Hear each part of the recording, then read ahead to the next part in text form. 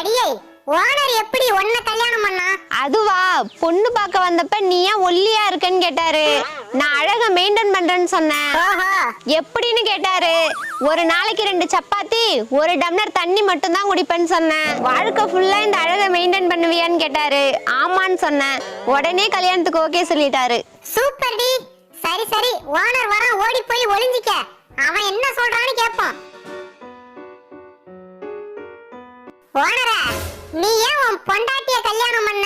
அது ஒண்ணும் இல்லடி, அவளை பொண்ணு பார்க்க போன அன்னைக்கு நீ ஏன் ஒல்லியா இருக்குன்னு கேட்டேன். உணவு கட்டுப்பாட்டுல இருக்கேன், ஒரு நாளைக்கு 2 சப்பாத்தி 1 டம்ளர் தண்ணி தான் குடிப்பேன்னு சொன்னான். வாழ்க்கை ஃபுல்லா இப்படியே இருப்பியான்னு கேட்டேன்.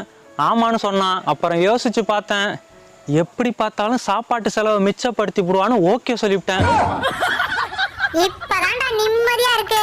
நான் கூட அழகுல மயங்கிட்டியோன்னு தப்பா நினைச்சிட்டேன்.